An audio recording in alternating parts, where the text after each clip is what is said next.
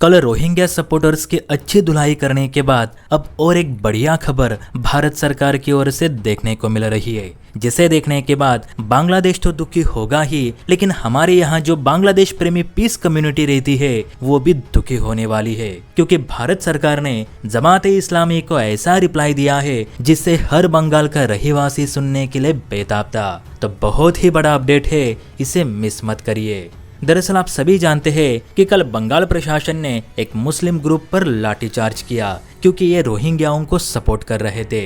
ये मालूम होते हुए कि ये लोग अब देश के लिए बोझ बनते जा रहे, देश की सुरक्षा के लिए खतरा बनते जा रहे, फिर भी ये पीस कम्युनिटी उन रोहिंग्याओं के पक्ष में बात कर रहे थे।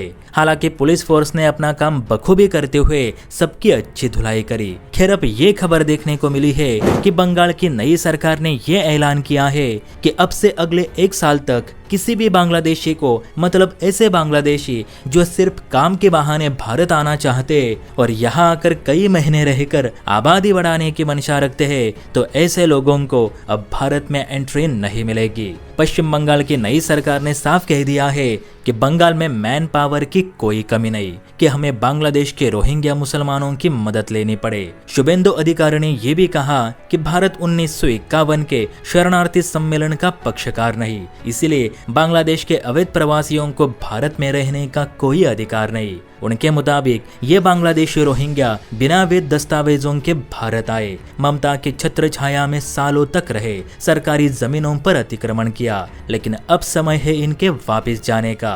अब इन्हें और शरणार्थी का दर्जा नहीं दिया जा सकता और ना ही कोई बांग्लादेशी बंगाल में कोई व्यापार कर पाएगा। शुभेंदु जी ने कहा कि हम केंद्र सरकार के साथ मिलकर अवैध रोहिंग्याओं की पहचान करके उन्हें वापस भेजने के लिए बड़े स्तर पर अभियान चला रहे, क्योंकि पूरे भारत में 5 लाख से ज्यादा रोहिंग्या होने की आशंका है, जिन्हें पकड़ने के लिए हमें लोकल लोगों की भी जरूरत है। रही बात जमाते इस्लामी पार्टी की, तो वो कितना भी चिल्लाए इससे कुछ फर्क नहीं पड़ता कि भारत सरकार बंगाल में क्या फैसला लेती है, क्योंकि ये हमारा इलाका है जहां हम जिसे चाहे वही रह सकता है। शायद आपको पता नहीं होगा कि पश्चिम बंगाल में हालात ये हो चुके थे कि wholesale, retail, trade, tailoring, manufacturing, transport service और फूड सर्विसेज, इन सब में रोहिंग्याओं ने कब्जा कर रखा था। और अगर कोई आम बंगाली नागरिक धंधा करने जाता तो ये रोहिंग्या टीएमसी नेता के जरिए बंगाल के ही लोगों को धमकाते थे और व्यापार करने से रोक देते थे।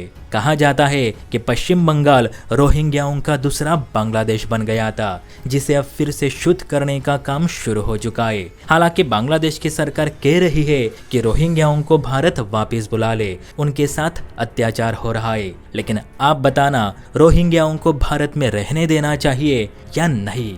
कमेंट करके जरूर बताइए। जय हिंद।